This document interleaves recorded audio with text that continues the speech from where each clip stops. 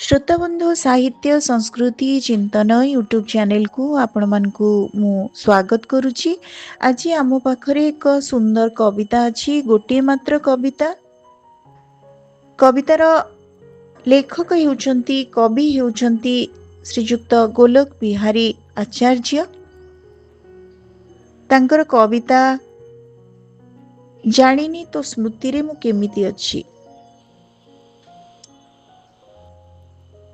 कवि गोलोक बिहारी आचार्य। जानिनी तो स्मृति रे मु केमिति अछि, जानिनी तो स्मृति रे मु केमिति अछि, हेले मो स्मृति रे तू जेमिति थिलु सेमिति अछु। ठीक सफा तोरा जह्नटे परी। ए जीवन गोटे असमाप्त अमावास्या। अमावास्यारु पूर्णिमार कल्पना खूब सुंदर। अमावास्यारु पूर्णिमार कल्पना खूब सुंदर, हेले तार वास्तव ज्योत्स्नार स्पर्श असंभव। मो आजीवन समुद्र को खूब भय करे।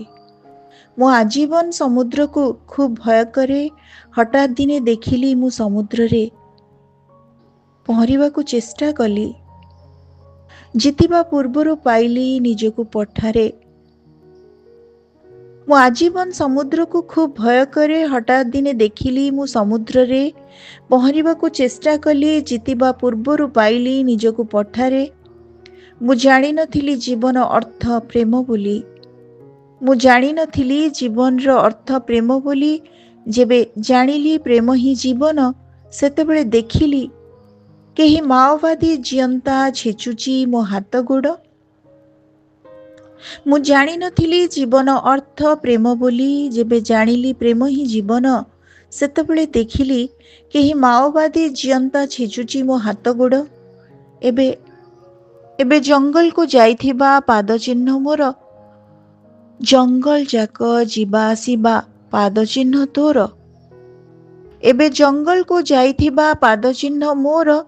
जंगल जाक जीवा आसीबा पाद चिन्ह तोर। तू नथिले जंगल करंतानी एतेटा विभोर। जीवन केबे जंगल केबे तो आकाश। जीवन केबे जंगल केबे तो आकाश। मु कि अमଣିଷ कहिलु। मु कि अमଣିଷ कहिलु। जंगल भीतर चेने चेने जन्न आलुओरे मु किया विभोर। जीवन केबे जंगल केबे तो आकाश। मु कि अमଣିଷ कहिलु। जंगल भीतर चेने चेने जन्न आलुओरे मु किया विभोर। कारण कारण एबे भी आकाश रे जह्न तू मोर। कारण एबे भी आकाश रे जह्न तू मोर। श्रोता बंधु, आमे शुणुथिले कवि गोलोक बिहारी आचार्य को।